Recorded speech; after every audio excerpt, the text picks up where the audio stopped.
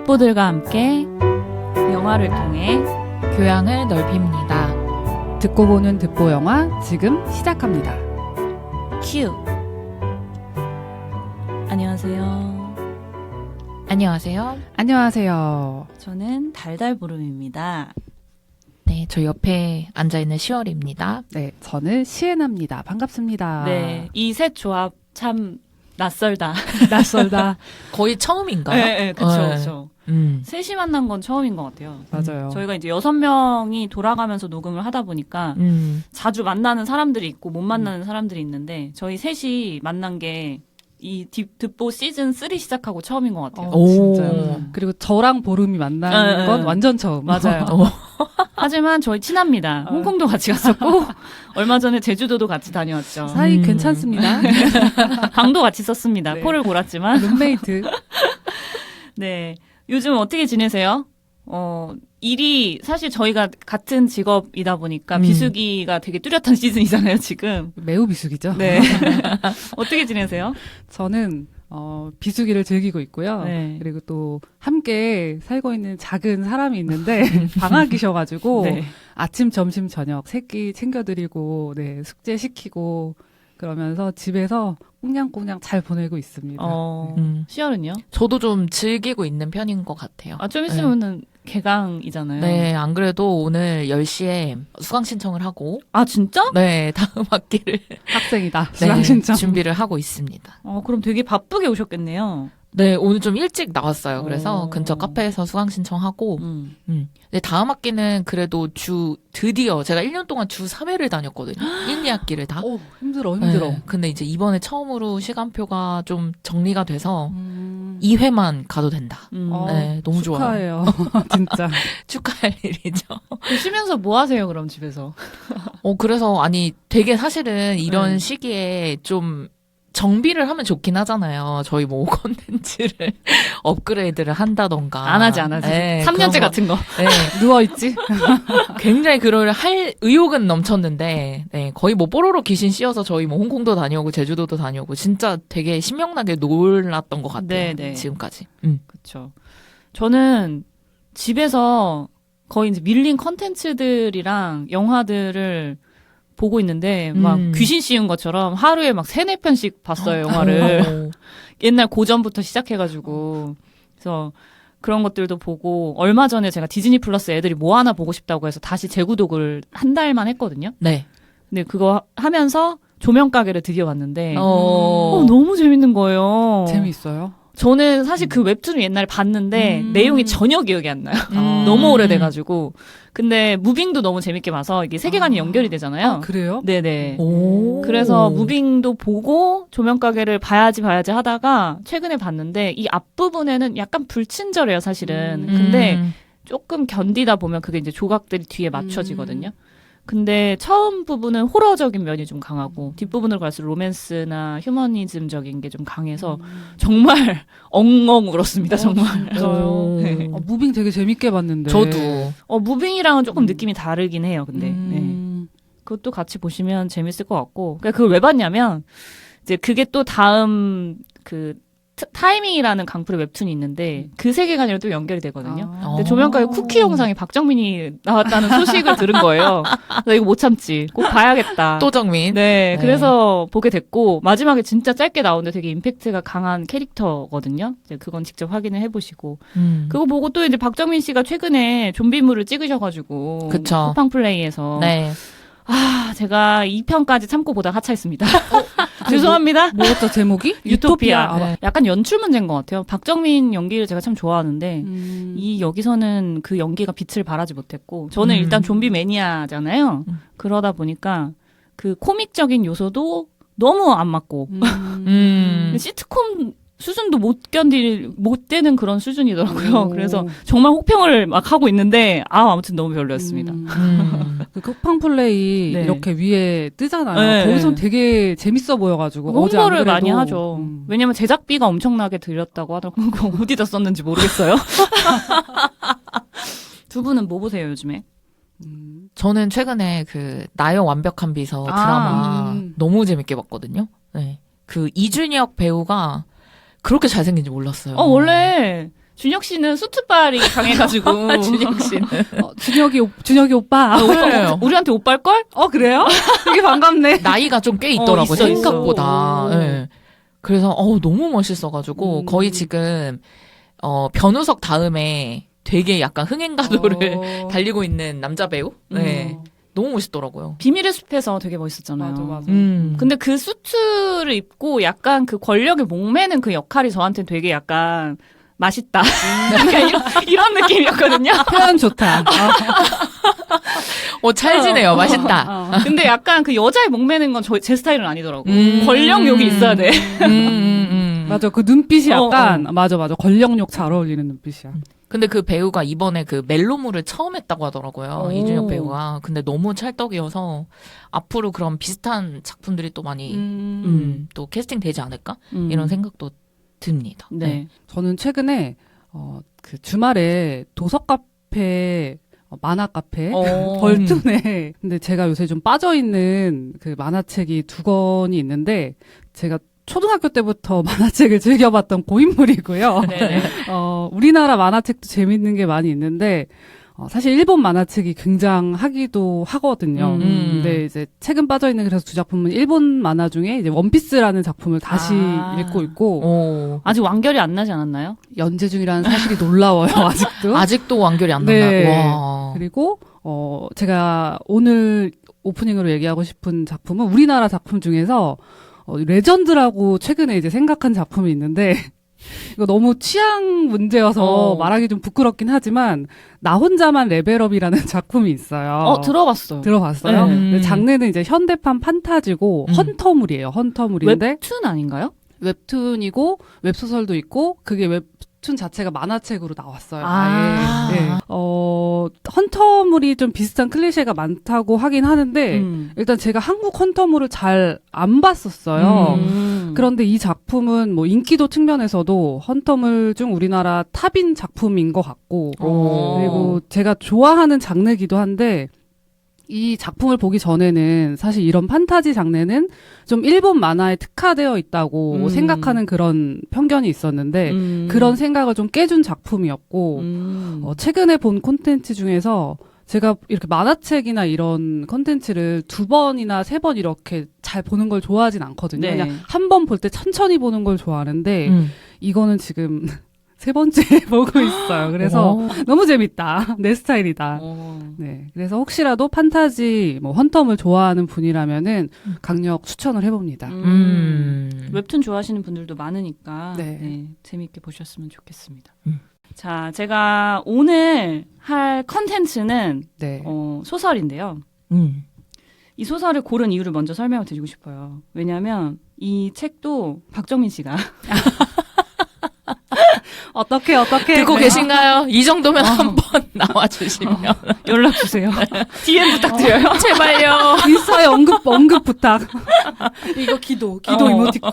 인스타 언급할 수 있어요. 왜냐면 무제 출판사 그 태그하면 되거든요. 오. 그 무제 출판사라는 출판사를 박정민 씨가 지금 운영을 하고 있는데 거기서 유튜브를 개설을 해서 책을 한 권씩 추천을 하거든요. 근데 이제 첫 번째 책이 어떻게 지내요? 가지 언니가 그때 얘기했었던 룸넥스 도어의 원작. 그 책을 추천을 했었고, 2번째가 하얼빈이었어요. 아무래도 영화 홍보랑 같이 맞물려서 했던 것 같고, 3번째 책이 이 책이었거든요. 근데 이제 2책은 저도 알고 있으니까 어떻게 지내요는 아직 보진 못했지만 어쨌든 영화를 봐서 내용은 좀 대충 알잖아요. 근데 이거는 정말 생소해가지고 어떤 책이지 궁금해서 샀어요, 바로. 홀린 듯이. 그리고 보기 시작했는데 제가 원래 소설을 자주 보기는 하지만 이렇게 앉아서 단숨에 읽는 소설이 별로 없거든요. 근데 이 소설은 정말 빨리 읽어 나간 그런 소설이었던 이유가 제가 최근에 관심 있어 하는 그런 키워드들이 여기 좀 많이 들어있더라고요. 그래서 책이 너무 재밌어서 이거 진짜 소개하고 싶다라는 생각에 급하게 이제 콘텐츠 방송을 준비를 하게 됐습니다. 네. 그래서 이 책을 고른 거고 들어가기 전에 이 책 첫 장에 탱크라는 텅 빈 믿음과 믿지 않고는 살 수 없는 인간적 안간힘에 대하여라는 키워드가 이렇게 써 있어요. 띠죠. 띠에 써 있는 이 문구인데 그래서 믿음에 관한 이야기를 먼저 좀 해보고 싶어요. 두 분은 무엇을 믿나요? 당신은 무엇을 믿나요? 되게 어디 종교 콘텐츠 추천 온 느낌이다. 네. 저는 이 질문을 처음 봤을 때 그냥 바로 즉각적으로 사실 생각났던 거는 나의 경험이었어요. 그래서 경험을 믿긴 하지만 이 넓은 세상에서 나의 경험은 사실 너무 작잖아요. 그쵸. 그렇기 때문에 이렇게 책을 통해서 뭐 타인의 지혜나 경험을 알게 되는 거를 좋아하기도 하는데 그리고 질문에서 이제 보기를 좀 제시해 준 것들이 있었잖아요. 네네. 근데 그 중에서 돈도 믿습니다. 지금 이 시대에 경제적 여유가 필요 없다라고 말할 수 있는 사람이 있을까 저는 싶기도 해요. 그래서 이 경제적 자유의 유무가 개인의 마음에도 좀 평화를 가지고 올 수 있다고 생각하고 있기 때문에 여유로움을 줄 수 있는 거는 확실하다고 생각을 하고 있고요. 네. 그리고 질문에 대해서 생각을 해볼 시간이 조금 있었잖아요. 그렇죠. 근데 그래서 느껴지는 게 있었는데 저는 제가 이제 의식하지 않는 무의식의 믿음 중에서 나를 되게 믿고 있는 것 같다고 느꼈어요. 의식에서는 저는 뭐 일을 하거나 혹은 이런 녹음을 할 때도 제가 어느 정도 계획이 되어 있지 않으면 좀 불안해하는 스타일이다라고 생각을 하는데 내가 왜 뭘 할 때 불안해할까 그거를 정말 좀 들여다보면은 그 행위를 못할 것 같은 그런 불안이 아니라 잘하고 싶다. 120%, 140% 하고 싶다라는 그런 욕심이 있어서 나오는 불안이 좀 더 크다는 느낌이 들었어요. 약간 일종의 욕망이네요. 맞아요. 그래서 그냥 해내고 싶은 그런 정도가 아니라 기대 이상으로 해내고 싶은 그런 욕망. 그치. 그래서 근데 그 안에는 나는 당연히 잘 끝낼 수 있다라는 그 무언의 믿음을 항상 갖고는 있어요. 그래서 그게 언제부터였나라는 걸 좀 들여다보면은 굉장히 예전이었었거든요. 그러니까 기억나는 건 한 청소년기 정도 때부터 저는 쭉 변함없이 믿고 있는 그 믿음, 생각 하나가 있는데 나는 무조건 잘 될 것이다라는 이 생각을 저는 옛날부터 갖고 있었거든요. 이게 누구나 그렇게 생각하면서 산다라고 저는 생각을 했는데 얘기를 하다 보니까 그렇진 않은 것 같더라고요. 그래서 이거는 뭔가 어떤 계기가 있어서가 아니라 마치 좀 컴퓨터 뭐 프로그램이 세팅될 때 기본값을 그냥 아예 처음부터 입력해 놓은 것처럼 그런 느낌의 무조건 당연한 것이다? 약간 의심의 여지 없이 그런 게 지금도 계속 저는 흔들리지 않고 나는 당연히 잘 되지. 약간 이런 믿음을 갖고 있어요. 그래서 이런 걸 종합적으로 생각을 해보면은 나는 나를 굉장히 믿고 있어서 무조건 어느 정도 믿는 건 알았는데 굉장히 많이 믿고 있구나라는 것을 이번 질문을 통해서 좀 다시 한번 생각을 해볼 수가 있었습니다. 네.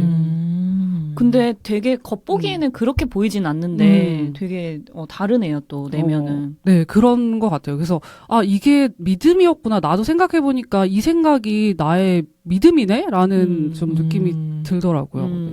그러니까 그 자체를 굉장히 예전부터 오랫동안 생각을 해온 네. 거니까. 시월은 어때요? 저도 종교는 계속, 그러니까 뭐 예전에 아주 잠깐 교회를 다닌 적은 있는데 종교에 대한 믿음이 있었던 적은 거의 없던 것 같고, 저 사실은 크게는 저 자신을 가장 믿기는 하거든요. 근데 나를 믿는다라고 하면 좀 범주가 크니까 그냥 약간의 촉이라고 해야 되나? 그런 걸 좀 많이 믿는 편이에요. 감 같은 거. 그러니까 뭔가 식스센스. 그런 거인 것 같아요. 시작을 하려고 하면 사실 이게 사람이 좀 계속 연결고리를 내 방향으로 이렇게 좀 만드는 것도 있기는 하잖아요. 그렇죠. 생각을 그 방향으로 하기도 하고. 그래서 뭔가 결정하거나 할 때 그런 비슷한 기회가 찾아온다든지, 그런 키워드가 계속 눈에 띈다든지, 네. 그런 정보가 제 눈에 바로 보인다든지, 네, 이런 식으로 좀 연결이 되는 것 같아요. 그래서 그걸 기반으로 좀 선택을 하는 편이거든요. 그러다 보니까 좀 그냥, 이건 할 때가 됐다. 뭐 혹은, 이 방향으로 가는 게 맞다라는 그런 나의 직감? 촉? 이런 거를 좀 많이 믿는 편인 것 같아요. 되게 재밌네요, 이런 얘기. 그렇죠. 지금 처음 해본 것 같아. 달달 부름은 무엇을 믿으시나요? 저는 이따가 또 소설과 관련해서 믿음에 관련된 이야기를 하겠지만 사실 100% 믿음이 있다라는 거는 거의 없는 것 같거든요. 모든 면에서. 근데 이제 남들이 보기에 저는 종교 생활을 좀 하다 보니까 종교에 믿음이 있다라고 생각할 텐데 사실 의심이 되게 많아요. 왜냐면 이게 사람이 만들어 놓은 교리잖아요. 그래서 끊임없이 의심을 하기 때문에 오히려 다른 타종교에도 열려있는 마음이 있을 수밖에 없는 거예요. 다 사람이 만든 거, 여기도 사람이 만든 거, 그럼 내가 좋은 것만 취해야지. 약간 이런 느낌이거든요, 저한테는. 근데 그런 종교에서도 제가 최근에 이거는 맞는 것 같다라고 믿는 게 까르마랑 윤회예요. 근데 윤회라는 거는 전생에 다시 우리 패스트 앤 라이브드처럼 이렇게 네. 살아서 다시 돌아와가지고 다시 만나는 인연 그런 느낌보다는 그것도 물론 윤회지만 우리가 했던 얘기를 다시 하는 것도 윤회거든요. 그러니까 여기서 했던 얘기를 다시 하지 않으려면 누군가 업그레이드가 돼야 되잖아요. 그러면 했던 얘기가 다시 또 안 나오잖아요. 그게 그쵸. 까르마를 끊는 거예요. 근데 저는 그 루트랑 그걸 너무 잘 요즘에는 느끼고 있어서 거기에 대한 믿음이 좀 강해지고 있고 시에나가 아까 얘기했잖아요. 프로그래밍이 돼 있는 것 같다. 네. 그게 이제 조금 그런 윤회의 관점에서 보면 어떤 전생의 그런 기억들 때문에 그게 디폴트 값으로 깔렸다라는 거예요. 이 종교적으로 해석을 하면은 본인이 촉을 믿는 것도 마찬가지인 거고. 그래서 이거는 저한테는 이게 이제 이거를 꼭 믿어야지 하는 어떤 종교적인 것보다는 세상 만사가 이해가 되는 느낌? 그래서 저는 이번에 소개할 책도 약간 그런 관점으로 좀 자세히 보게 됐거든요. 네. 윤회나 네. 카르마 같은 경우에는 그 보름이 지금 현재 관심 있어 하는 그쪽 종교에서 관련된 그런 내용들인가요? 그렇죠. 불교죠, 사실은. 그래서 아시아에서는 주로 이제 윤회나 까르마 같은 것들을 잘 받아들이고 실천을 하고 있는데 서양 기독교 중심에서는 배척을 한 지 좀 오래돼가지고 그게 이분법이 강해진 이유가 사실 그것 때문이거든요. 근데 조금 열려있는 분들은 천주교나 개신교 생활을 하면서도 윤회를 믿는 분들도 있어요. 저도 그쪽이죠, 사실은. 종교는 천주교입니다. 네, 앞을 달지 마세요. 열려있는 사람입니다. 오픈 종교. 네. 자, 저희가 믿음과 종교에 대해서 이야기를 한 이유가 이 책의 내용이 사실은 믿음과 종교랑 관련된 이야기예요. 근데 저는 이 작가님이 되게 처음 본 분이라서 좀 특이했거든요. 맞아요. 이 김희재 작가님이라는 분인데 이분이 어떤 분인지 우리 시에나 언니가 잠깐 소개를 해주시겠습니까? 간단하게. 시에나는 간단을 모른다. 김희재 작가님이 동명의 영화 시나리오 작가님이 또 계시더라고요. 네. 다른 분인 거죠? 네네, 다른 분입니다. 탱크의 김희재 작가님은 이제 87년생 대구 출생이시고 어릴 때부터 소설을 좋아하셔서 시나리오 작가를 꿈꾸면서 이제 동국대 영화 영상학과에 진학을 하셨습니다. 그런데 후에 이제 진로를 음향 기술 쪽으로 틀어서 한 13년 정도 동안 영화, 드라마, 공연 등의 음악을 녹음하고 믹싱하는 작업을 해오셨다고 하고요. 네. 글에 대한 창작 지도는 받아본 적이 없다고 하시는데 21년도에 중편으로 처음 중앙일간지 신춘문예에 도전했다가 본심에 올랐었다고 하고요.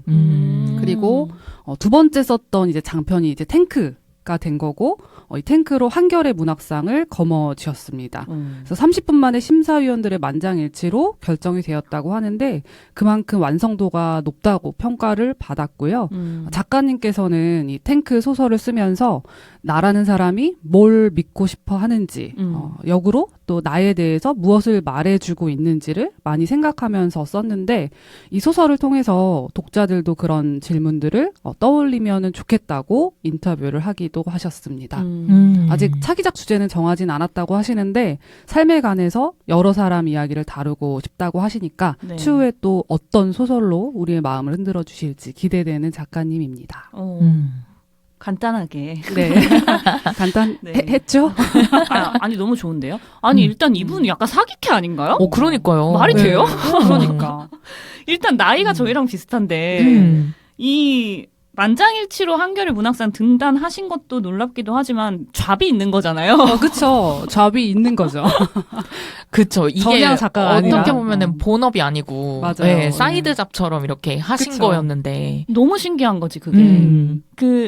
이따가 소개를 하겠지만 이 소설 속에 도선이라는 인물이 나오잖아요. 네. 네. 본인이 약간 투영된 것 같은 느낌도 들어요. 지금 작가 소개를 듣다 보니까. 네. 왜냐하면은 도선이라는 친구도 어릴 때 영화 시나리오로 등단을 하기도 했고 맞아요. 또 영화라는 장치가 이 책 곳곳에 또 숨겨져 있지 않습니까? 네. 그렇죠. 그러다 보니까 아무래도 본인의 어떤 직업적인 정신들이 녹여진 것 같은 느낌이 듭니다. 너무 기대되네요. 다음 작품도. 네. 자, 그럼 본격적으로 제가 줄거리를 소개를 해보려고 하는데 제가 이거 너무 진짜 욕심이 나는 거예요. 처음 소설을 하는데 우리 방송에서 어떻게 하면 이 소설을 맛있게 들려줄 수 있을까. 그래서 제가 막 챗GPT한테 도움을 엄청 받았어요. 네. 그 다시를 몇 번 돌려서 나온 게 약간 이게 대사처럼 얘가 써줬거든요. 일단 한번 들어보시고 네. 들으시다가 필요하다면 네. 배경을 옆에서 이제 살짝 입으로 한번 깔아주시기를 부탁드려볼게요. 자, 가겠습니다. 네. 자, 여러분, 만약 간절한 기도를 하면 소원이 이루어지는 곳이 있다면 믿으시겠습니까? 지금 이거 뭔가요? 배경음악인가요? 자, 다시 갈게요. 네. 하지만 그곳에는 신도 없고 교리도 없고 기적을 증명할 증거도 없습니다. 그저 깊은 산속, 문도 창도 없는 텅 빈 컨테이너 하나가 전부일 뿐. 그런데도 사람들은 찾아옵니다. 병을 낫게 해달라고, 떠나간 사랑을 돌려달라고, 혹은 자신이 살아야 할 이유를 찾기 위해. 그곳에서는 기적이 일어난다고 합니다. 기도하는 순간 운명이 바뀌고 불가능한 일들이 현실이 된다고.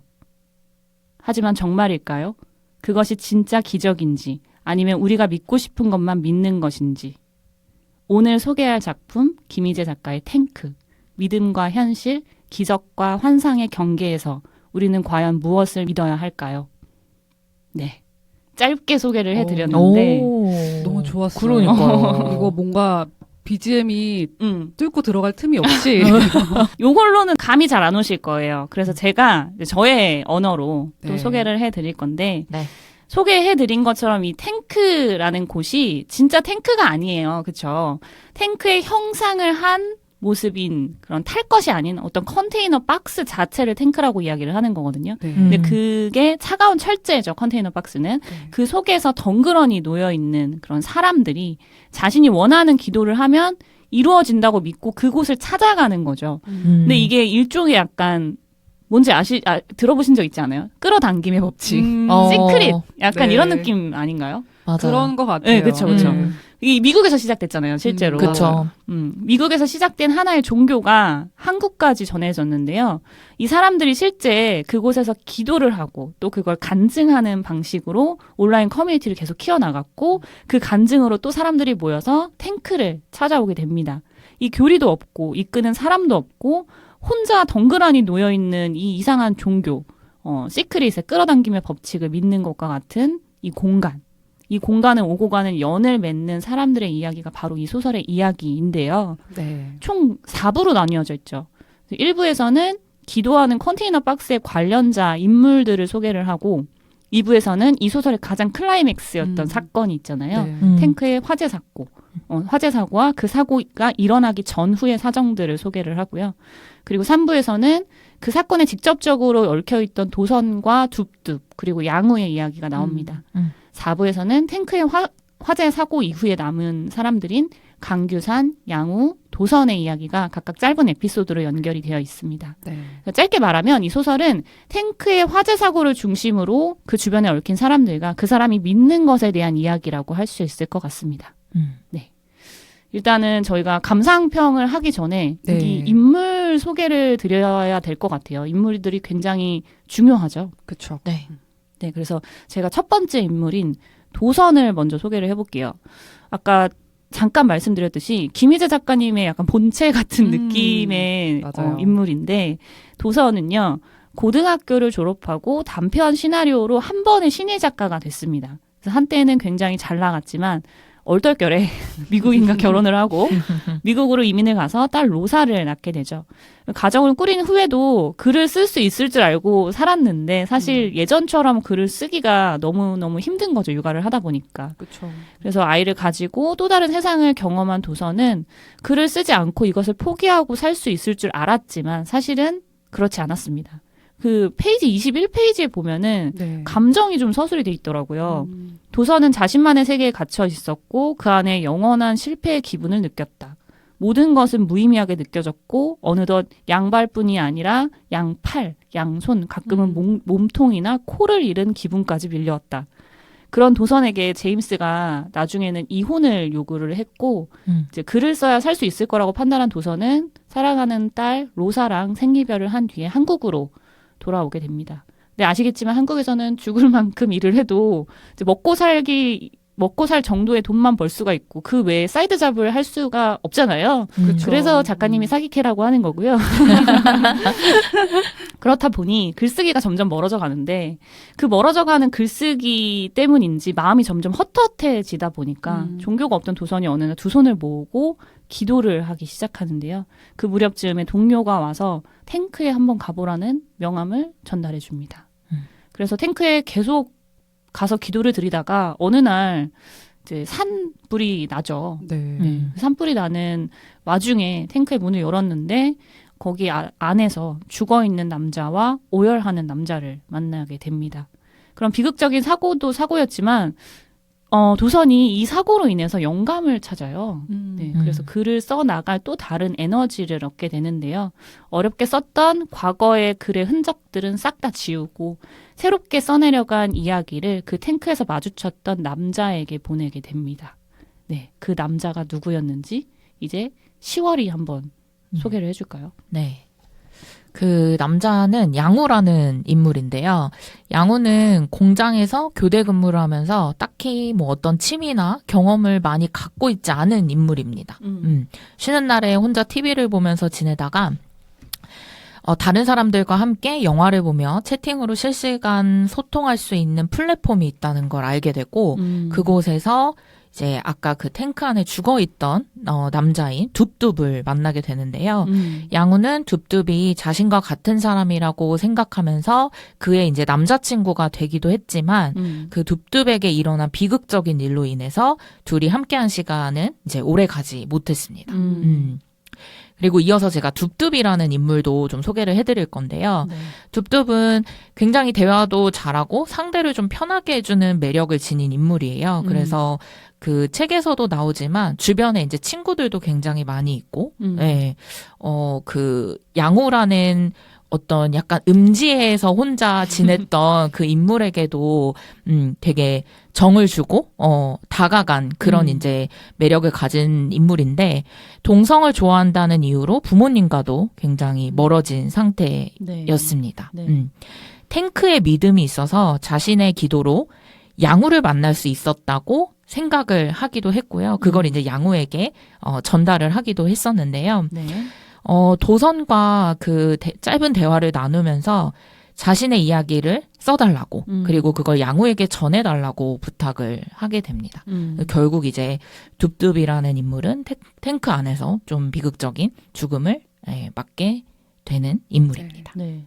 이 탱크가 미국에서 왔다 그랬잖아요. 네. 네. 그러면 분명히 운영하는 사람이 있었을 건데 여기에 왜 불이 난 건지 그 탱크와 관련된 다른 인물들이 있는지 우리 시에나에게 소개 부탁드립니다. 네, 저는 황영경, 손부경이 두 인물을 소개해 보려고 하는데요.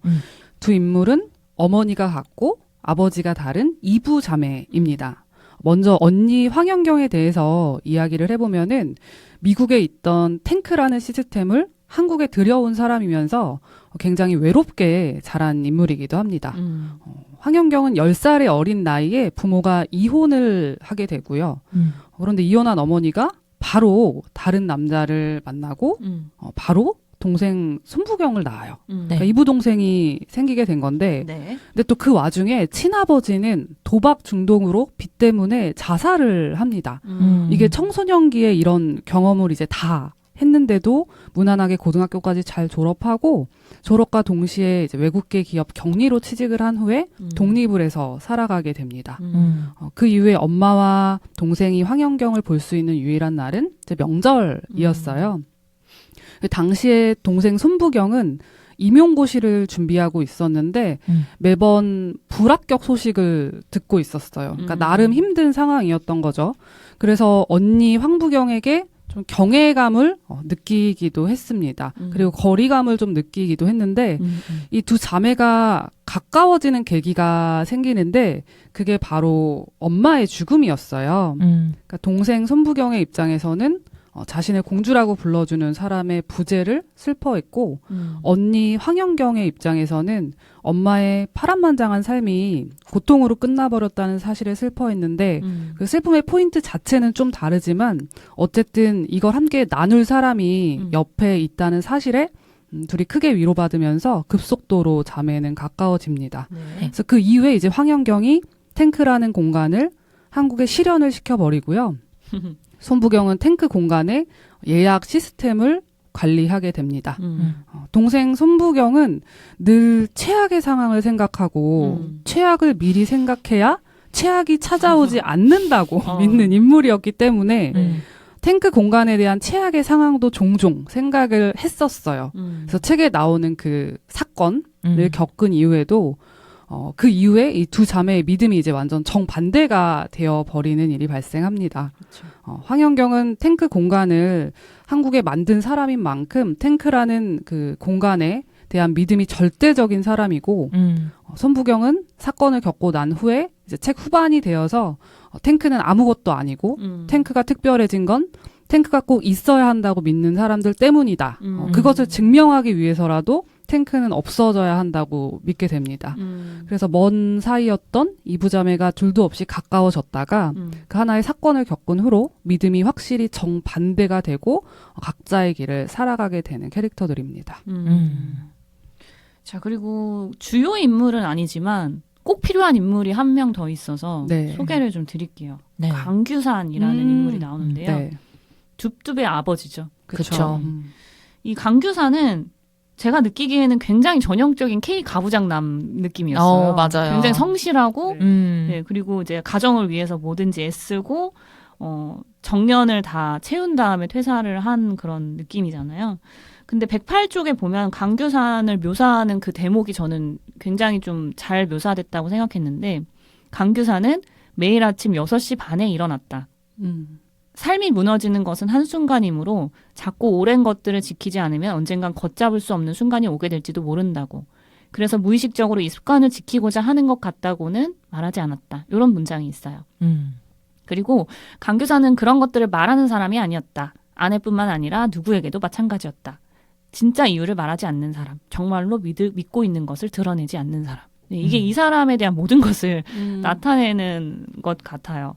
그리고 제가 느끼기에 강규사는 이 보통의 삶에 굉장히 좀 집착하는 사람이라고 느꼈거든요. 그러니까 6시 반에 일어나는 것도 맞아요. 그쵸. 그렇잖아요. 굉장히 정해진 삶에 딱 있고 그걸 깨면 안 되고 마치 그게 깨지면은 미신처럼 내 안 좋은 일이 일어날 거야라고 맞아요. 생각하는 사람이기도 하고. 근데 그 보통의 삶이라는 게 사실은 되게 폭력적이잖아요. 그리고 남자와 여자 이성애적인 그 사이에서 자식이 태어나고 그 자식도 이성애적인 사랑을 해야 되고 결혼을 해야 되고 이게 이제 보통의 그쵸. 삶인 건데 둡둡이 거기서 벗어났잖아요. 그쵸. 근데 이제 강규사는 자식을 사랑하는 마음이 있기 때문에 둡둡에게 상처되는 말을 주기가 싫어서 아예 입을 다물어 버리죠. 네, 근데 그게 오히려 둡둡에게는 더 큰 상처가 돼서 결국에는 강규산과 엄마를 떠나게 되는 그런 일이 발생을 하고 그럼에도 불구하고 강규사는 아들을 사랑했기 때문에 아들이 돌아올 것을 믿었어요. 저는 제가 봤을 때 강규산이 믿었던 거는 그런 일상의 루틴, 자신이 지키고 있는 그런 리추얼적인 그런 의식들, 그리고 보통의 범주에 들어가야 한다는 믿음, 맞아. 그리고 아들에 대한 믿음, 이런 보통의 사람인데 하지만 이것도 크게 둡둡이 가지고 있는 종교적인 믿음과 다르지 않다라고 보였거든요. 어쨌든 믿었는데 결국엔 둡둡은 어떤 싸늘한 죽음이 되어서 부모 곁에 다시 오게 되죠. 그러면서 둡둡의 남자친구였던 양우가 장례식장에 찾아오게 되는데 양우에게 할 수 있는 말이 없는 거예요. 와서 좀 있어달라라는 얘기도 못하고 아내가 힘들어하니 가줬으면 좋겠다라고 얘기를 하게 되죠. 그러면서 이제 마지막 엔딩에 둘이 다시 만나는 장면이 나오는데 그 부분은 네. 이따가 다시 한번 얘기를 나눠보겠습니다. 근데 제가 이 부분 강규산 부분에서 다시 읽으면서 약간 좀 헷갈렸던 게 네. 109페이지예요. 뭐라고 나와 있냐면 자신의 그 성향과 성격들을 설명을 하면서 강규산이 강규산은 아들도 자신과 같은 성향을 가졌다는 것을 일찍이 알았다라는 그런 문구가 있거든요. 근데 이 성향이 자신의 성격을 얘기를 하는 건지 아니면은 그런 퀴어 정체성을 얘기를 하는 건지 모르겠는 거예요. 두 번째 읽으니까 되게 헷갈리는 거예요. 근데 이 사람이 보통에 집착하는 사람이다 보니까 자신의 정체성을 숨기고 이성애를 선택해서 결혼했을 수도 있다라는 생각이 들거든요. 그렇네요. 그 문장을 다시 또 곱씹어 보니까. 근데 요거는 이제 두 분도 돌아가면서 다시 한번 이 부분을 네네. 읽어보면서 한번 나중에 저한테 알려주세요. 제가 이거 두 번째 보이니까 이거는 혹시 의도한 건가? 라는 생각이 딱 들더라고요. 마지막 엔딩까지 이게 딱 그 조각이 맞춰지는 거예요. 네, 그래서 혹시라도 의도한 거였다면 작가님 피드백 좀 주세요. 제가 발견한 게 맞는지 부탁드려요. 일단 두 분 어떻게 읽으셨는지 감상평이 좀 궁금합니다. 10월? 저는 그 전자책으로 봤는데 네. 좀 후회했어요. 이거 그냥 종이책으로 사서 볼 걸. 왜냐하면 계속 앞으로 가고 뒤로 가고 이게 소설이다 보니까 그런 개연성도 좀 찾아야 되고 네. 그런 부분이 있다 보니 계속 내가 넘기면서 이렇게 봐야 되는데 맞아. 예, 이북이 그게 좀 불편하더라고요. 맞아. 그래서 이거 종이책으로 볼 걸. 근데 이미 이북으로 너무 많이 많이 봤어. 70% 이상 본 상태여서 네. 다시 뭐 구매하기도 좀 그렇고 뭐 그래서 보기는 봤는데 저는 소설을 사실 굉장히 오랜만에 읽었거든요. 왜냐하면 직업적으로도 그렇고 좀 책을 약간 필요에 의해서 네. 부분만 보는 습관이 어느 순간 들어버려가지고 네. 이렇게 쭉 이어지는 장편 소설을 본 지가 굉장히 오랜만이에요. 잘 됐다. 네.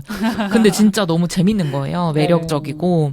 그래서 이게 부분만 보는 거는 사실 되게 그냥 너무 표면적이고 딱 그냥 좀 휘발되는 정보들 위주로 제가 이제 좀 섭취를 하게 되다 보니까 소설을 봤을 때 굉장히 좀 몰입해서 볼 수 있었던 점. 이게 진짜 좋았고, 그리고 정말 만장일치로 이게 당선이 된 이유가 있었다. 네, 되게 작가님이 흡입력 있게, 네. 처음부터 끝까지 그런 스토리를 잘 전개를 해주신 것 같아서, 저는 되게 너무 재밌게 봤던 것 같아요. 근데 이제 사실 그 탱크라는 거는, 처음에는 막 설명이 되게 자세히는 안 나오잖아요. 이제 그쵸. 가면서 인물들의 이야기를 통해서 이제 탱크가 어떤 곳이고 이런 것들이 좀 전달이 되는데 그래서 제가 이따 가장 공감했던 인물에 대해서도 이야기를 나누긴 하겠지만 저희가 좀 저는 그냥 탱크 뭘까? 끝까지 막 그거에 대해서 뭐 믿음이 간다거나 그거에 대한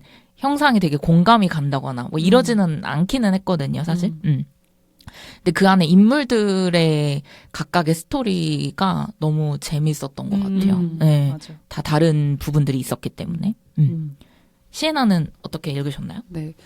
저는 이제 책 보기 전에 굉장히 두근두근한 마음을 가지고 이제 뒷면을 바로 뒤집었어요. 그 뒤에 나와 있는 거를 저는 책 읽기 전에 꼭 보고 읽는 그걸 굉장히 좋아하거든요. 작가의 평들? 네네. 그래서 뒷면에 쓰인 글을 꼭 보는데 이 책은 뒷면을 그냥 봐도 키워드가 이제 믿음에 대한 이야기라고 강하게 쓰여 있잖아요. 네.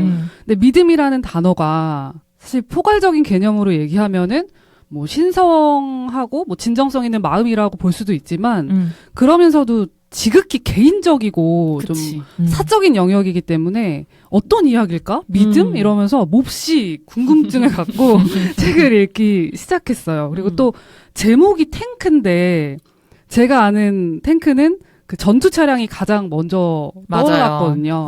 그렇죠. 제가 잠시 말 끊어서 죄송한데 네. 처음에 이게 그 박정민 유튜브에 탱크 하고 올라왔을 때 이 네. 영상은 12월 4일에 촬영된 영상입니다라는 문구가 뜨는 거예요. 그래서 나 왜 그런지 알겠다.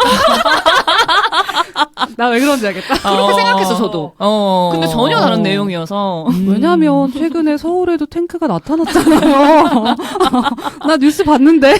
그런 일이 그래서, 실제로 있었으니까. 네. 그러니까 뭔가 전쟁 이야기인가 사실 하면서 제목에 어떤 의미가 있을지도 궁금했었어요. 그래서 여러 인물을 다루는 책들이 각각 스토리가 후반으로 갈수록 만나게 되는데 근데 이 책은 마치 다음 스토리를 이렇게 낚싯바늘로 뭔가 끌어올리는 것처럼 연관된 이야기들이 꼬리에 꼬리를 울면서 그 실타래를 뽑아내듯이 계속 전개가 돼가지고 여러 인물을 다루는 소설 전개 부분에 있어서는 꽤 친절한 소설이라는 생각이 들었고요. 그리고 이제 도선, 황인경, 손부경, 영우, 둡둡, 강규산 이런 캐릭터의 설정을 굉장히 작가님이 좀 다양하게 하기 위해서 노력했다라는 느낌이 들었어요. 맞아요. 어쩌면 그 사회에서 좀 소외되었다고 느끼거나 혹은 타인의 관심 밖에 있는 그런 인물들의 이야기를 가지고 와서 또 그리고 그들 주변의 사람들이랑 또 각자가 믿고 있는 믿음을 다뤄줬기 때문에 이 굉장히 다양한 여러 사람들의 삶을 내가 잠시나마 짧고 굉장히 깊게 들여다본 느낌이어서 다 읽고 나서 그 여운이 좀 길었어요. 맞아. 그래서 아까 도착했을 때 보름이 처음에 금방 읽었죠라고 이제 물어보기도 했었는데 제가 되게 두꺼운 소설은 진짜 그냥 슉슉슉 읽거든요. 근데 약간 좀 얇은 정도의 책은 이제 오랜 호흡으로 보는 걸 굉장히 좋아해요. 그래서 그쵸. 매일 이렇게 그 책 선반에 펴놓고 거의 이제 하루에 한 페이지를 읽으면서도 그 페이지를 계속 반복해서 읽으면서 하루 종일 그 페이지만 이렇게 생각하면서 읽는 약간 그런 걸 되게 좋아요. 그러니까 좀 아껴 읽는 거죠. 그래서 이 책도 좀 일주일에 걸쳐서 그렇게 천천히 읽었어요. 그럴만해요. 근데 문장이 너무 힘이 있어요. 맞아요. 맞아요. 그러니까 계속 뭔가 그렇게 읽다 보니까 일주일 동안 그 책의 인물들을 계속 생각하면서 따로 또 같이 뭔가 존재하고 있다라는 느낌이 들기도 하더라고요. 맞아. 그래서 좀 저는 이제 영화나 영상 스크린으로 인물을 다뤄놓은 것보다는 책이 인물의 내면을 훨씬 깊게 들여다볼 수 있다고 생각을 하는데 내가 그 인물과 동일시 되지는 않아도 그 굴곡 있는 삶의 모습을 좀 옆에서 바라보고 있다라는 기분으로 맞아요. 읽었어요. 그래서 다만 저는 이제 좀 중간에 클라이막스로 가면서 아마 양후 페이지였던 것 같은데 정확히 기억은 잘 안 나는데 한 페이지에 이제 믿음이라는 단어가 엄청 중복적으로 믿음, 다음 줄에 믿음, 다다음 줄에 또 믿음 이렇게 나왔던 페이지가 하나 있었거든요. 그래서 거기서 좀 너무 믿음 거리네 이런 생각이 그럴 수도 있겠다. 들기도 했었어요. 이제 이거는 취향의 문제지만 저는 이제 책에서 만약에 주제가 믿음이라면 그게 최전선으로 드러나서 있기보다는 좀 밑에 이제 깔고 가면서 독자가 알아채거나 혹은 못 알아채도 각자의 해석을 하는 그런 스타일을 좀 좋아하긴 하는데 이 책은 사실 읽기 전에도 믿음이었고 중간에도 그 클라이막스에서 믿음 하는 곳이 있어서 이거 너무 밀어넣는 거 아니야? 이런 생각이 조금은 있었어요. 그리고 둡둡이 죽은 후에 이제 양후에 대한 이야기가 펼쳐지잖아요. 근데 아마 이 책의 초반에서 제가 이게 정확하게 기억하는지는 모르겠는데 양후를 묘사하기를 가족이 없이 자랐고 맞아요. 그리고 공장 집만 왔다 갔다 하고 친구도 없고. 친구도 없고 시간을 때우기 위해서 영화를 보다 잠이 들고 사회성이 굉장히 부족한 사람이라고 되어 있었어요. 그렇게 묘사가 되어 있어서 이런 것만 생각했을 때 양후라는 사람의 생각 회로가 좀 단순하고 감정이 결여돼서 감정을 나누거나 소통하는데 좀 서툴고 모든 방법이 좀 미숙한 사람일 것이다라고 이렇게 짐작을 하면서 읽었어요. 근데 중후반의 양후는 겉으로 보기에 행동하거나 그런 거는 처음에 묘사한 사람과 같은데 근데 속으로는 양후가 미숙하거나 단순해서 안 하는 게 아니라 다 알고 있지만 자신이 하고 싶지 않아서 안 하는 양으로 중후반에 가서는 묘사가 되거든요. 추리도 되게 깊게 잘하고 행동도 안 하는 거지 자기가 하고 싶거나 원할 때는 잘 움직이고 심지어 읽다 보면은 굉장히 섬세하고 디테일하다라고 저는 맞아. 생각을 했어요. 그래서 어느 순간은 그 양후 부분을 읽다가 이거 지금 양후 스토리지 할 때가 있었어요. 그래서 거의 막 사고 회로나 추리 수준이 약간 다른 인물 같은데라는 느낌이 들 때가 있었거든요. 그러니까 물론 사랑하는 사람의 죽음으로 성장을 하고 변화를 할 수 있는데 이게 성장했다라고 느껴지기보다는 초반에 양우라는 사람에 대해서 갖게 해줬던 그 이미지와 모습과는 조금 다른 결이었어요. 그래서 오히려 양우가 아니라 둡둡이라면 이럴 수 있겠다 싶은 느낌이 좀 있었어서 이거는 제가 개인적으로 조금 읽으면서 약간 아쉬웠다라고 생각했던 부분이었고 저는 이 소설을 믿음과 다른 두 가지 관점으로도 좀 느껴졌어요. 첫 번째는 아까 보름이 말했던 그 시크릿 얘기했잖아요. 전 이게 약간 자기 개발의 소설 버전으로도 볼 수 있겠다 맞아요. 싶기도 한 거예요. 현대사회 모든 사람들이 가지고 있는 믿음이잖아요. 그러니까요. 그러니까 요즘 자기 개발 서적에서 굉장히 비슷한 말을 반복하거든요. 막 생각한 대로 이루어진다. 뭐. 그게 그 믿음의 키워드로 계속 표현된 거 아닐까? 그러니까요. 믿음 맞아. 이렇게. 그래서 막 뭐 매일 아침에 뭐 생각해라, 뭐 일기 써라, 막 이런 거 하잖아요. 그래서 맞아. 결국에 다른 결로 자신이 원하는 거를 탱크라는 공간에 가서 매일 기도하고 이제 구체적으로 그리는 거죠. 그래서 지금 시대와 또 시대적으로 원하는 자기 개발과 어느 정도 비슷한 맥락이 있다라는 느낌도 들었고 두 번째 관점은 그 우연이라는 타이밍의 관점에서도 좀 보였어요. 뭔가 양우와 둡둡이 그 007 영화 채팅창에서 딱 그 시간에 만날 수 있었던 타이밍. 맞아. 그리고 뭐 둡둡과 도선이 탱크 시스템 앞뒤로 예약을 해서 이야기를 나눌 수 있었던 타이밍.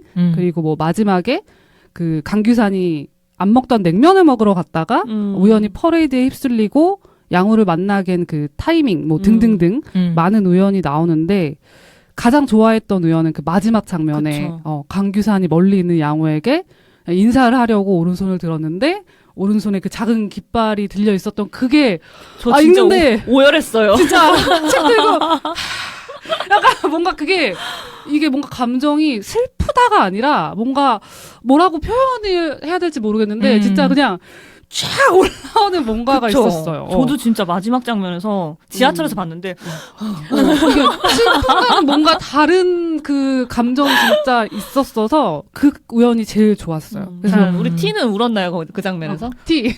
울음이 없었습니다, 저는. 저는 많이 울었거든요. 네. 그러니까 이 얘기를 했었잖아요. 네. 사실 보름이 이거를 정하기 전에 네. 읽고 너무 좋아서 이제 선정을 한 거니까. 근데 읽었을 당시에 진짜 많이 울면서 저희가 그때 제주도를 가는 날이어가지고 맞아요. 네, 공항 오는 길에 많이 울었다고 얘기를 했었어서 기대했나요? 하지만 티는 울지 않았다. 티는 울지 않았다. 네, 눈물 모먼트가 없었다. 그래서 그 마지막 그 우연이 정말 가장 좋았던 우연이고 실제로 우리 삶에서도 이런 우연 같은 타이밍들이 굉장히 많이 존재하고 있을 테지만 네. 막상 나는 그걸 모르잖아요. 시간이 지나서야 그때 그 타이밍에 하면서 지나서야만 그런 것들을 알 수 있는데 맞아. 책에서는 그 타인의 인생의 타이밍을 모두 지켜보면서 그 우연으로 인해서 삶이 어떤 방향으로 갈라지는지, 어떤 모습으로, 어떤 모양으로 변화되어 가는지 그런 거를 볼 수 있었던 관점에서도 재미있었던 소설이었어요. 네. 보름 우리 어디서 울으셨는지도 좀 궁금합니다. 네. 저는 일단 얘기를 너무 잘해주셔가지고 덧붙일 얘기는 크게 없는데 문장이 되게 좋았던 게 많아서 그거를 좀 들려드리고 싶어요. 네. 일단은 이제 145페이지에 그런데 기도하면 할수록 그런 생각이 들었어요. 만약 내 꿈이 끝끝내 이루어지지 않는다면, 내 미래가 결국 오지 않는다면 그건 그대로 사라질까? 다른 미래로 대체될까? 아니면 계속 내 세계 바깥에 존재한 채 다른 삶을 살게 될까? 이게 지금 얘기한 타이밍이잖아요. 그쵸. 거기서 내가 어떤 선택을 하느냐에 따라서 이제 멀티버스가 갈라지듯이 그 생각이 들더라고요. 내가 지금 A를 선택했을 때 B를 선택한 다른 존재는 나의 바깥에 있는 것. 이거를 이 문장으로 표현한 것 같아서 되게 시적이고 좋았고요. 그리고 이제 155페이지에 도선이 그린 낙관의 세계는 영원히 바깥에 머무를 것이다. 하면서 이제 키보드를 이렇게 지우기 시작하거든요. 근데 저는 그 문장이 진짜 가슴을 너무 치더라고요. 빼곡한 공허가 된 이야기들이 느리게 지워지기 시작했다. 이거는 되게 이 작가님이 이 문장을 쓰려고 엄청 고심한 게 보이는 그런 문장이었어요. 그리고 이게 이제 제가 봤을 때는 핵심인데 이 소설의 핵심이고 메시지인 것 같은데 한 번도 기다린 적 없었던 것이 평생을 기다린 모양을 하고 기다렸다. 그 문장 진짜 너무 좋았어요. 진짜. 제가 봤을 때는 믿음보다는 이 기다림이 핵심인 것 같아요. 맞아. 그러니까 누가 무엇을 믿느냐가 문제가 아니고 그 사람을 어떻게 기다리고 어떻게 판단하지 않고 지켜볼 것인가. 그거를 여기서 말하는 것 같다라는 느낌이 들었거든요. 그래서 제가 이 문장이 왜 이렇게 좋았나 하고 이제 그 기사들을 좀 찾아봤는데 네. 그 중에서 비슷한 기사가 하나 있어서 가지고 왔어요. 어떤 기자님이, 김효실 기자님이 쓰신 거예요. 탱크는 서로를 향해 손가락질 하기 전에 잠깐 기다리는 사람이 돼보길 권한다. 기다림이 꼭 헤아림으로 이어지지 않아도 괜찮다고. 한소끔 기다리는 것만으로 숨통이 트일 수 있다고 알려준다. 완벽한 믿음은 불가능해도 온전한 사랑은 가능하다. 사랑은 이해고 믿음이고 어떤 대가도 요구하지 않아서이다. 좋다. 좋다. 결국 이 소설이 이야기하는 것은 여러 가지 믿음에 대한 것들을 이야기하지만 거기서 믿을 수 있는 건 사랑이고 그 사랑은 기다림으로 표현될 수 있다라는 거 아닌가 라는 거였어요. 저는. 그리고 261페이지 이것도 되게 좋았는데 내가 가장 사랑하는 사람이 거기에서 죽었다고. 그렇지만 그게 탱크의 잘못이나 그 사람의 잘못은 아니었다고. 그것은 무언가를 강하게 믿고 희망을 가질 때 따라오는 절망의 문제였고 세계에 저항하는 사람들이 꼭 한 번은 맞닥뜨릴 재해에 가까웠다고. 그러니 언젠간 당신에게도 재해가 온다면 당황하지 말라고. 대신 잠깐 기다리는 사람이 되어보라고. 네. 요것도 176페이지의 그 문장과 이어지더라고요. 그래서 결국엔 사랑이다. 그리고 저는 이 소설을 계속 읽으면서 그 이미지가 계속 눈앞에 왔는데 그 불길에서 다 타버린 컨테이너와 잿빛 가득한 세상 같은 거 있잖아요. 이게 이제 하나의 이미지인 건데 그 불길이 믿음으로 표현되긴 했지만 아까 제가 욕망이네요 라고 물어봤잖아요. 믿음이 저는 다른 단어로 등치시키면 욕망이랑 비슷하다고 생각하거든요. 맞아요. 저도 동의해요. 그래서 이제 그게 커졌을 때 이거는 더 이상 이제 내가 걷잡을 수 없는 욕망이 되어버려서 활활 타오르는 게 아닐까. 그럼 결국 다 타고 이제 쟤만 남게 되는 그런 거를 이야기하는 게 아닐까라는 생각이 좀 들더라고요. 아무튼 여러모로 굉장히 생각할 게 많은 그런 소설이었고 또 제가 울었던 부분은 네. 그 장례식 장면. 그러니까 그 장면에서 보통의 장례식과 달랐다라는 표현이 있거든요. 네. 국화가 막 여러 개 카네이션도 있고 꽃들이 되게 막 무지개 빛깔이고 그게 막 상상이 가는 거예요. 그러니까 이 책 자체 느낌이 이거 제가 봤을 때 영화나 이미지로 표현되면 약간 흑백 영화 같은 느낌이거든요. 그런데 그 부분에서만 되게 컬러풀해지는 거예요. 그 부분과 엔딩 장면이. 그러니까 그 부분과 엔딩 장면에서 울었습니다. 많이 울었어요. 그래서 뭔가 둡둡이 살아서 그걸 보고 있는 느낌? 관조하는 느낌? 그 장면을 읽었을 때 그게 느껴지더라고요. 표현을 잘하신 거죠. 네. 그러면 여기 인물이 진짜 많이 나오는데 누구에게 공감했고 공감한 이유는 무엇인지 궁금해요. 10월 누구한테 가장 손부경? 네, 역시 같이 지낸 세월이 있다 보니까 저를 너무 잘 아는 보름이. 네. 내가 너 그 믿음을 깨부실 거야. 메모장에 쓴 거 읽은 줄 알았어요. 제 손부경이라고 본거 써놨거든요. 저는 일단 막 두세 번을 읽진 않았기 때문에 그냥 한 번만 읽었을 때는 그 탱크 자체 그리고 거기에 믿음을 갖는 것 자체가 그렇게 공감되지는 않았거든요. 그러다 보니까 어쩔 수 없이 이제 좀 이입이 됐던 인물이 손부경 이었고 그리고 그 언니의 부탁으로 탱크 예약자를 관리하는 매니저 역할을 하기는 하지만 뭐 그렇게 믿고 있는 것 같진 않잖아요. 그거 왜 했을까? 난 그것도 궁금했어. 그냥? 근데 나름 언니에 대한 내가 애정? 해줄 수 있는 것? 이건 거였던 것 같아요. 왜냐면은 항상 그 책에도 보면 그러니까 언니가 더 힘들지만 항상 맞아. 동생한테 고생했다라고 먼저 이야기하는 그런 장면들이 나오거든요.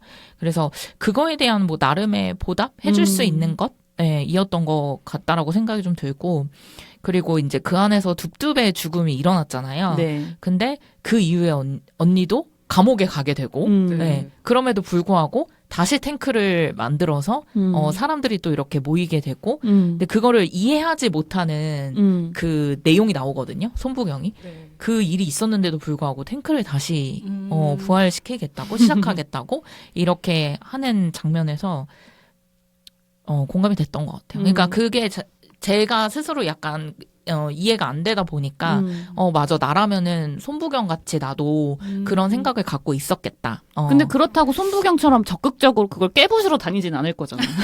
아 그쵸 뭐 그러지는 않을 것 같아요. 너무하지 않아 네. 그거? 약간 사람들한테 상처 주는 역할인 것 같았어요. 그러니까 아니 물론 어떤 마음에서 그런지는 알겠지만 그것 또한 그녀의 믿음인 거잖아요. 손부경의. 그것 또한 욕망인 거고.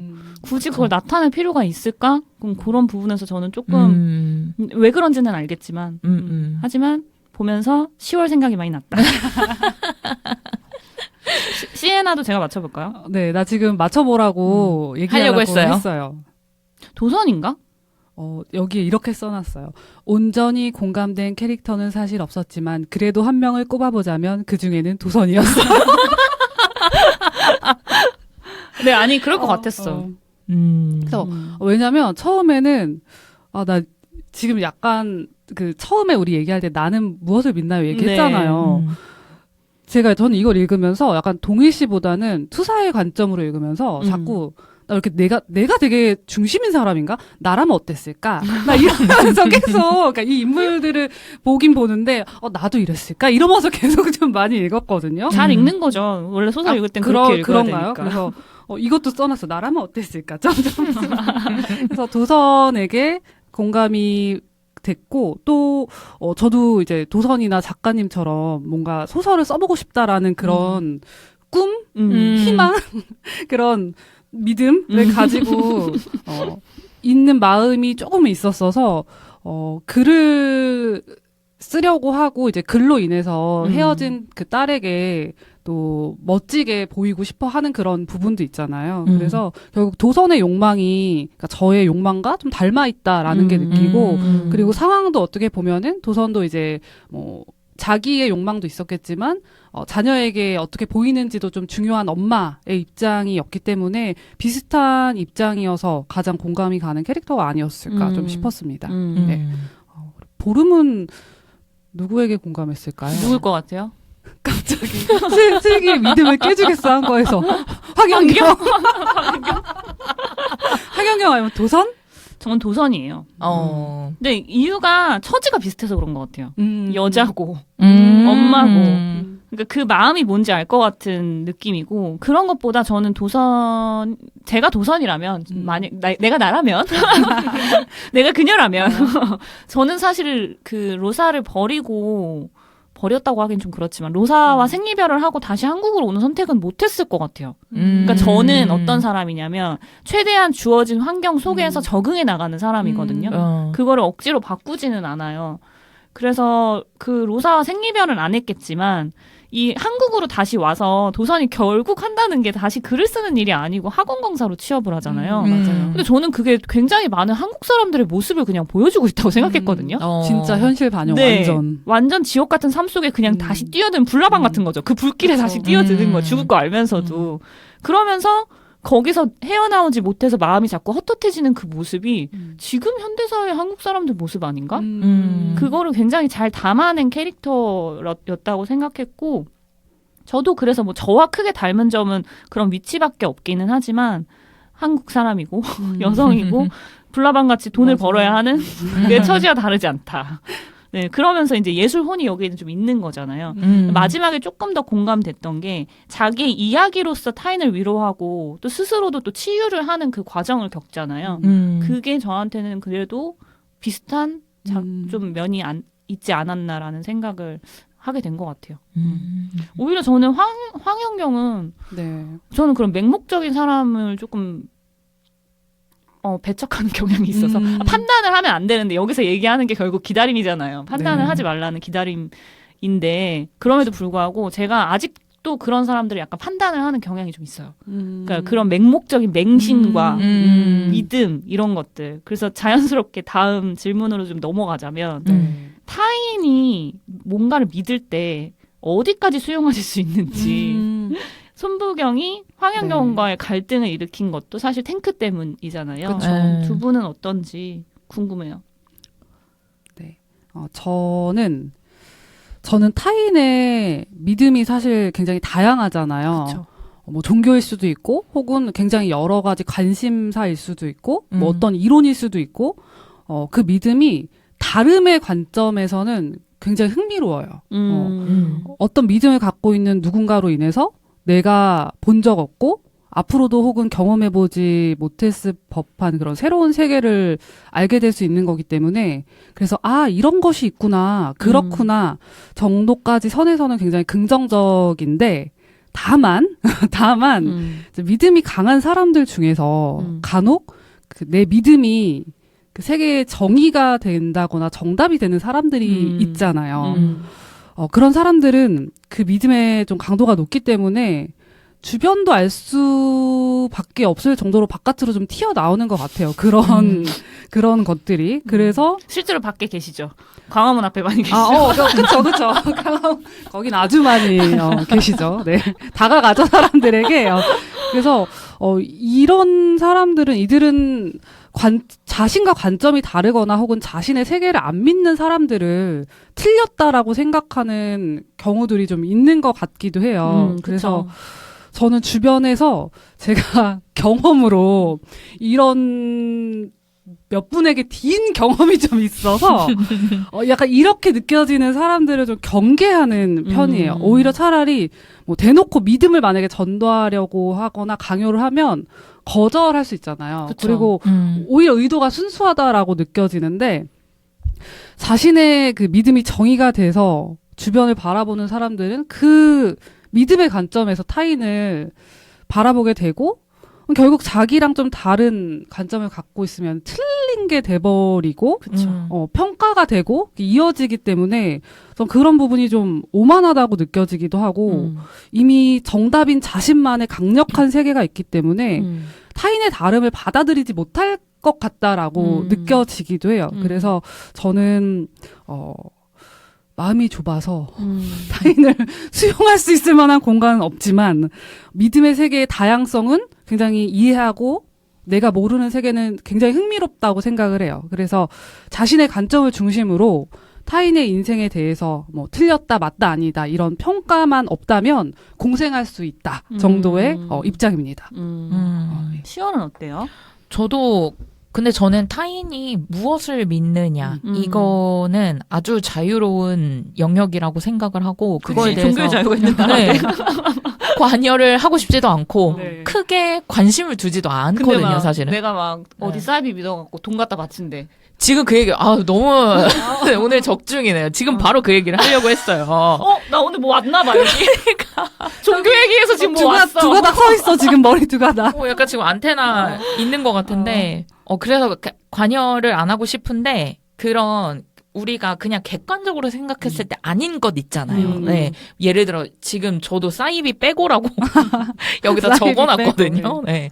근데 사이비는 뭔가 신도 아니고 그냥 인간을 신처럼 생각해서 이렇게 믿는, 보통 돈이 연루가 돼 있죠. 네, 그런 그쵸. 것도 있고, 맞아요.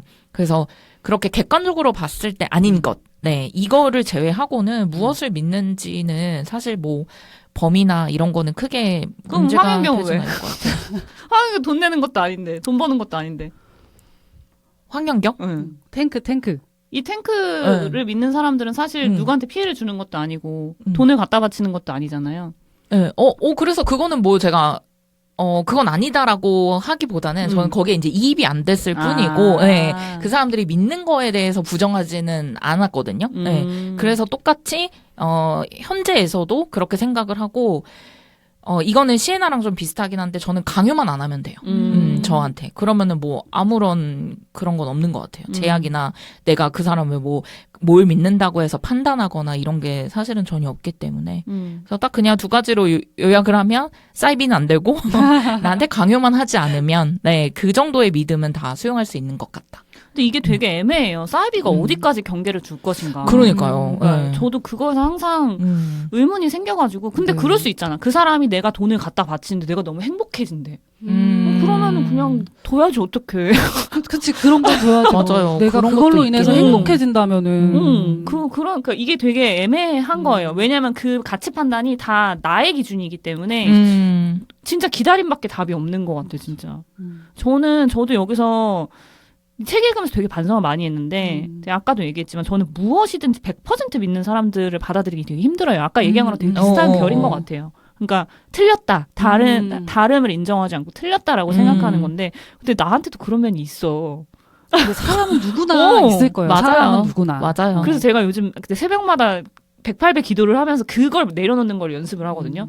다 판단하지 말자. 내가 틀릴 수 있다라는 걸 계속 얘기를 하고 생각을 스스로한테 되뇌면서 생각을 하는데 그럼에도 불구하고 진짜 100% 받아들이지 못하는 사람들은 그런 사람들인 것 같아서 이 책 읽으면서 기다리자.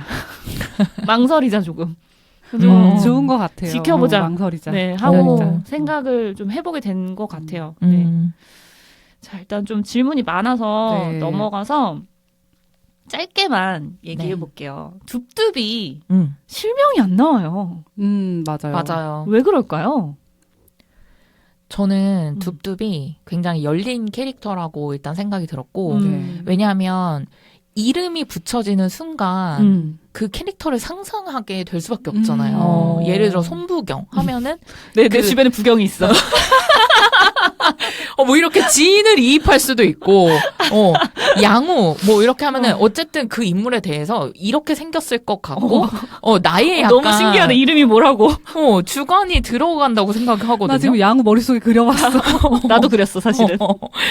근데 둡둡이라고 하니까 이게 잘 그려지지 않는 거예요. 네, 그래서 그리고 좀 둡둡이라는 인물 자체가 좀 그 주변 사람들한테 자기의 삶을 좀 바꾸게 되는 계기라든지 돌아보게 되는 계기 혹은 뭐 믿음에 대한 것들을 다시 한번 생각해보고 그래. 네, 그런 계기를 마련해 주는 인물이라서 맞아. 딱히 이름을 부여하지 않은 것 같아요.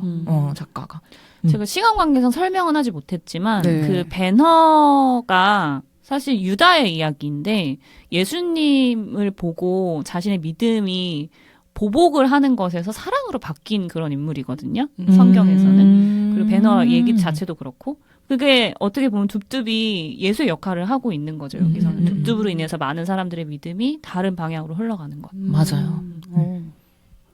저는 생을 마감해서이지 않을까 생각을 했어요. 그럴 수 그래서 있겠다. 그게 작가님의 따뜻한 배려가 아니었을까. 만약에 혹시 뭐 동명의 이름을 갖고 있는 사람이 죽었을 수도 있잖아요. 근데 읽다가 만약에 내 이름인데 그 사람이 죽었어. 그럼 괜찮은 독자도 있지만 혹은 안 괜찮은 독자도 있을 것 같고 기분이 좀 이상할 수도 있을 것 같아서 동명의 사람에게 또 다른 주제가 될 수도 있잖아요. 그래서 저는 그래서 닉네임으로 하지 않았을까라고 생각을 해봤습니다.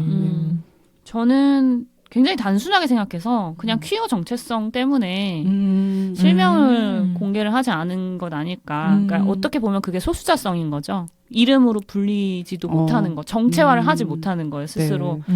그리고 또 양우도 그렇잖아요 라고 물어보면 양우는 사실 남자를 좋아하긴 했지만 그런 인권운동에 별로 관심이 없는 사람이었어요. 퀴어 퍼레이드도 한 번도 나가보지도 않았고. 근데 네. 둡둡은 이제 거기서 활동가로서 약간 하는 그런 적극적인 그쵸. 퀴어였고.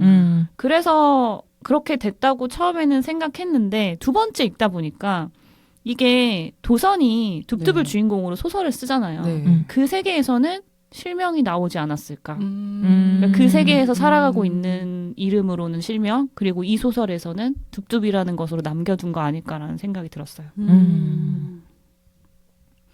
그럼 마지막 스포일러 강하게 들어갑니다. 아까 이미 다 얘기했지만 퀴어 퍼레이드에 얼떨결에 강규산이 참여를 하게 되는데 네. 그러면서 거기서 배달 중이던 양우와 우연히 마주치게 됩니다. 그리고 강규산이 손을 흔들려고 하지만 그 어설프게 손을 흔들려고 하는 거에 거기 퀴퍼의 그 깃발이 네. 들려져 있었고 양우가 눈을 마주치고 고개를 떨구면서 이제 어깨를 들썩거리죠. 그러면서 소설이 끝나요. 근데 우리 엔딩을 좀 아름답게 장식을 해봅시다. 꽉 닫힌 결말 부탁드립니다. 꽉 닫힌 결말 전문입니다. 네. 전문인 제가 먼저 한번 얘기를 해보면은, 저는 읽으면서 그 인물의 모든 삶을 다 응원하면서 읽었어요. 모든 인물들이 어쨌든 자신의 인생에서는 꽤 깊은 곳까지 내려갔다가 살기 위해 올라오는 그런 인물들이잖아요. 그래서 도선의 경우에는 양우에게 보내줬던 소설과 원래 썼던 트리트먼트를 잘 조립해서 다시 더 섬세하고 촘촘하고 좀 단단한 글을 써서 김희재 작가님처럼 글로 상을 받았으면 좋겠다라고 생각을 했고요. 나중에 그 아이가 로아 맞죠? 로사. 로사가 로사가 엄마를 만났을 때 멋진 작가다라고 생각했으면 좋겠다라고 생각을 했습니다. 네. 그리고 저 영우는 마지막에 죽는 줄 알고 좀 놀랬던 인물이기도 한데 저는 개인적으로 영우가 양우가 양성애자가 아니었을까 생각을 하기도 했거든요. 자기에 대한 탐구가 없었기 때문에 그럴 수 있을 것 같아요. 그래서 그 타이밍에 유일하게 자신의 감정을 들어주고 나누었던 사람이 둡둡이어서 또 편견 없이 둡둡과 사랑을 하게 됐었던 건 아닐까라고 혼자 생각을 했고, 후반의 양우라면은 자유롭게 배달일 하면서 다시 잘 살아갔을 것 같아요. 그리고 저는 손부경은 사실 개인적 서사가 많진 않았던 인물이라서 사실 상상이 잘 가진 않지만 나중에 황인경을 놓고 자신의 삶을 살아갔으면 좋겠다라는 바람을 갖고 있고, 그리고 그치, 그것도 욕심이지. 강규사는 잘 살아갔을지 솔직히 모르겠는 거예요. 이게 약간 그 이입이 돼서 그걸 헤아릴 수가 없어서 그 슬픔을. 맞아요. 아내가 울음소리로 죽지 않고 살아있다는 걸 안다라고 했었는데 그 연세가 있는 분들이어서 잘 챙겨 드시고 건강을 잘 챙기셨으면 하는 마음입니다. 지금 상상하지도 못한. 강규선 씨 잘 챙겨 드세요. 네, 밥 잘 드셔야 돼요. 연세가 있으시면. 네, 산책 꼭 하시고요. 네, 10월은 어떻게 다친 결말 들려주실 건가요? 네. 저는 근데 마지막 엔딩에 양우와 강규산이 나왔기 때문에 그 두 사람에 대한 이어지는 스토리를 생각을 했거든요. 나도 그랬어. 응. 그래서 상상하지도 못했어. 저런 스토리. 그러니까요. 그래서 도선이 갑자기 상을 받고 양우가 양성에 강규사님 산책 열심히 하시고요. 이거 진짜 좀 당황스럽긴 식사 한데. 잘 드시고요. 네. 그래서 저는 그 강규산이 둡둡이 허니문 베이비로 생겼다고 하면서 그 장소를 계속 봤다고 했잖아요. 마테라야. 마테라. 그래서 결국 이거를 양호와 같이 가는 스토리를 생각을 좀 해봤거든요. 네. 이제는 좀 둡둡의 정체성을 받아들이지 못함에 대한 것들을 후회를 하면서 그와 그의 남자친구였던 자식의 남자친구였던 양우와 함께 그런 여행을 떠나면서 좀 더 온전히 받아들이는 그것도 아름답다. 시간을 가지면 어떨까 이런 상상을 좀 해봤어요. 새로운 가족이 되는 거네요. 정말. 그렇죠. 그러니까 좀 아들을 대신할 수도 있고. 두 분은 굉장히 거시적이네요. 저는 딱 그 문장에서 상상만 했거든요. 그 문장 뒷부분의 장면을. 저는 가서 말없이 양우한테 손수건을 건네는 강규산. 근데 손수건이 무지개 색깔이야. 그래서 그 눈물이 잠시 멈출 때까지 잠시 기다렸다가 결국엔 양우의 손을 잡고 퀴어 퍼레이드를 함께 행진하는 마치 둡둡의 장례식처럼 그렇게 상상했어요. 보름 이렇게 소설을 닫아달라고 얘기했는데 우리는 저 끝까지 갔다 왔어. 지금. 안드로메다까지 갔어. 지구 끝까지. 탱크 안드로메다까지. 2 버전 2까지 갔어요. 시즌 2. 시즌 2. 이렇게 네, 소설 내용을 마무리를 해볼게요. 네. 저희 오늘 믿음에 관련된 소설을 이야기를 해봤는데 혹시 저희 그래도 영화 팟캐스트니까 영화나 아니면 다른 컨텐츠 추천해 주실 거 있으면 추천하고 마무리 해볼까요? 네, 좋습니다. 저는 이거 보진 않았는데 먹고 기도하고 사랑하라? 이것도 약간 좀 비슷한가요? 그 약간 힐링물 아닌가요, 그거는? 인도에서 명상을 하면서 이렇게 비워내면서 약간 자신의 그 쉼을 찾아가는. 그래요? 네, 믿음과는 믿음은 별로 안 나오나요? 이제 쉴 수 있다는 믿음? 철저히 아메리카식 믿음이라고 하는 그런 쉼은 영성과는 관련이 별로 없더라고요. 그냥 정말 돈 있는 사람들이 잘 쉬는 거. 이런 느낌이 좀 강해요. 네. 이걸 생각해봤는데 네. 네. 실패펑이네요. 기도가 나와서 냉큼 집어왔나 보다. 냉큼 픽했는데 기도. 네. 네, 저는 오프닝 때 만화책 이야기를 잠깐 했는데 제가 그 일본 만화 원피스 네. 그 아직도 연재 중인 놀라운 걸 보고 있다고 얘기했는데요. 이 만화책에 루피라는 인물이 주인공이에요. 네. 그 고무인간. 이 루피 말고 몽키 디 루피라는 해적입니다. 네. 대항해 시대를 배경으로 하고 있고 그 고무고무 걔 맞아요. 근데 얘가 되게 생긴 게 좀 종이 인형 같고 비실비실해 보이거든요. 맞아요. 근데 자기가 미래 해적왕이 될 인물이라고 음. 굉장히 확실하게 믿고 있어요. 음. 그래서 해적에 대한 이야기니까 싸워서 이제 이겨야 되는데 해적이어서 현상금이 높은 해적일수록 센 해적이에요. 근데 루피는 자기가 해적왕이 될 인물이기 때문에 어떤 센캐를 만나도 물러나질 않아요. 왜냐하면 물러선다면 자기는 해적왕이 못 되니까요. 그래서 어떻게 보면 굉장히 단순해 보이는데 거대해 보이는 악당에게도 전혀 흔들림이 없고 자신의 그 꿈만 보고 달려가는 그런 루피의 모습이 대단하기도 하고 좀 부럽기도 하거든요. 그리고 루피는 또 자신의 동료 역시도 무조건적으로 믿습니다. 그래서 그런 믿음으로 모험을 하는 굉장히 긴 이야기인데 언젠가는 이제 해적왕이 될 것 같아요. 아직 완결이 안 나왔는데 그래서 이 만화책은 거의 처음부터 끝까지 루피의 이 믿음이 중심을 단단히 잡고 가는 작품이에요. 그래서 그런 관점에서 이 작품을 좋아하는 팬도 굉장히 많은 작품이라서 저는 원피스를 이야기해봤습니다. 시에나 언니의 약간 네. 마음이 네. 루피와 닮았네요. 그러네. 저는 최근에 읽었던 봤던 클라우드 네. 아틀라스를 진짜 득보에서 한번 해보고 싶은데 그 윤회에 대한 모든 것이 여기 나와 있거든요. 오. 근데 결국에는 이 메시지도 사랑이에요. 네. 그러니까 좀 더 다음 생에 나은 사람으로 태어나고 싶으면 지금 사랑해라. 약간 이런 느낌의 영화여서 그것도 추천을 드리고 싶고 그리고 제가 좋아하는 공포 영화 미드소마 공감에 대한 이야기죠. 미드소마 혹시 제가 볼 수 있을까요? 밝기는 하지만 네. 고어한 장면이 몇 개 있습니다. 네. 네. 눈 질끈 감으면 보실 수 있어요. 감사합니다. 아무튼 이렇게 마무리를 지어보겠습니다. 득보영화 인스타그램 아이디입니다. db.movies db.movies